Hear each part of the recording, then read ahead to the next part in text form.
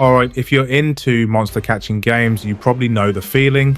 Pokemon is still the king of collecting, but sometimes you want something that leans harder into the this is my partner side of the genre. The kind of game where raising your monster is the main event, not just grinding levels. That's why I've been watching Astra Bestiary. It's a new 2D monster raising and taming RPG where you hatch beasts from eggs, feed them, train them, and evolve them based on how you raise them.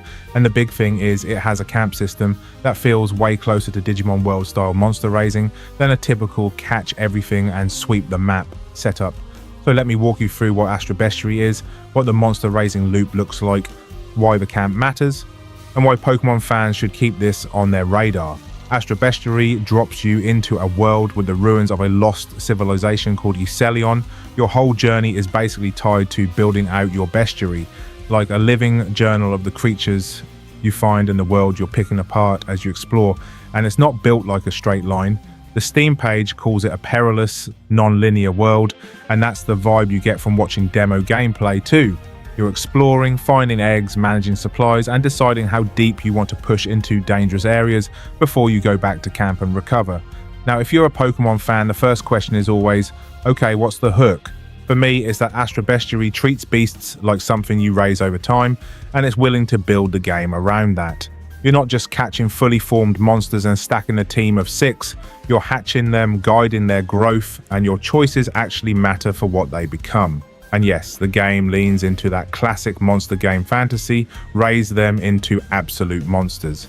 The Steam page straight up says you'll raise over 100 fully animated beasts, and the itch page repeats the 100 plus number 2, so there's a lot to collect, but the vibe is more raise your favorites than speedrun the whole dex. Let's talk about the actual loop, because this is where it starts to stand out. You go out into the world, you explore, you find eggs, you gather food and resources, you get into fights, then you go back to camp and do the raising part. And the camp isn't just a menu you click through in 2 seconds. Camping is a core mechanic. There are already short videos explaining it because it's such a big part of the game's identity. At camp, you're doing the stuff that Pokemon normally skips past: feeding, training, managing growth, keeping your partner in good shape so it performs in battles and can keep exploring. And this is the part that really gives Digimon World energy. Because in those games, you weren't just leveling, you were raising, you were paying attention to routines and trade-offs. You'd train hard, but you'd also need recovery. You'd push too far and you'd feel it. Astra Bestiary goes for that kind of rhythm, and it's not only about stats, it's about shaping what your beast becomes. The game describes each beast as having a unique path, shaped by your choices and raising. It even gives examples like your companion becoming a ruthless tyrant, a noble monarch, or a cunning archon. That's the exact kind of branching evolution talk that gets monster fans obsessed, because now you're not asking what level does it evolve, you're asking what do I need to do to get the version I want. That is a completely different mindset from most monster catchers. And for Pokemon fans specifically, I think that's the appeal. A lot of us love Pokemon for the team building and the vibes, but we also know how it feels when your starter basically becomes the one optimal line every playthrough. Branching growth gives you reasons to replay that aren't just do it again, but faster. Now, combat. Astra Bestiary is turn-based, but it's trying to be more tactical and more momentum-based than Sleepy. The Steam page describes fast-paced tactical battles, and the demo updates add something I really like: a weather system, where dynamic conditions affect both battles and exploration. That's the kind of feature that makes a monster game feel alive, because it stops every fight and every route from being the exact same experience. And exploration also has one detail I can't ignore: every adult beast can be ridden. That's on the Steam page directly, and I'm sorry, but monster games need to do this more. If I raise the creature, if it's big enough to carry me, let me ride it. It's such a simple fantasy, and it instantly makes exploration feel better. Now here's where Astra Bestiary gets spicy, and it's something you should know going in. This game isn't pretending beasts are immortal party members that exist forever. It framed beasts as part of an eternal cycle. As they pass away, the power they've built gets stored in these mysterious orbs that other beasts can absorb. The itch page makes a big deal out of this idea.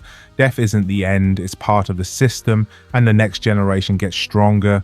That means your progress isn't just this one monster hits max level and you're done.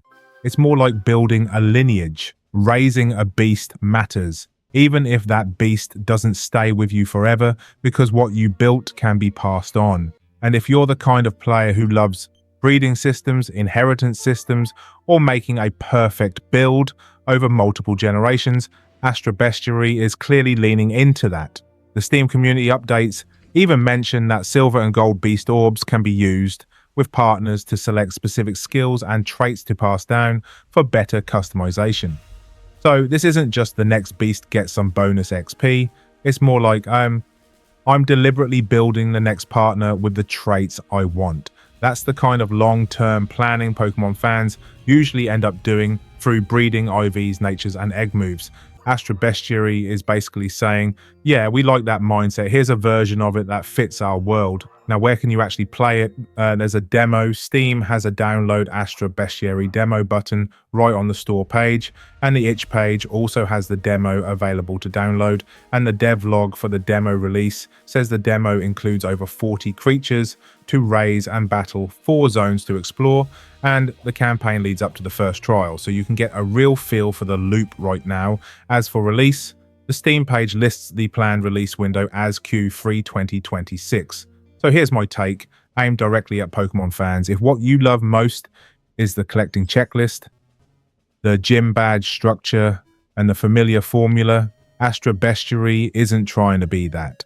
But if what you love is building a team, bonding with your favorites, and wishing the game gave you more reasons to care about how your monsters grow, this looks like one of the more interesting indie takes on the genre. Egg hatching and raising as the core loop. A real camp system, branching evolution paths shaped by your choices. A legacy mechanic that makes long-term progress feel personal, and a world that's built around exploration instead of a straight line. If that sounds like your kind of monster game, I'd say grab the demo, and if it clicks, wishlist it so you don't lose track of it. I'll put the Steam link in the description. And if you try it, tell me what beast you got attached to first, because that's the real test. If a monster game gets you emotionally invested in one weird little creature, it's doing something right. If you like this video, hit that like and subscribe button. Thanks for watching, and I'll see you all on the next video. Peace.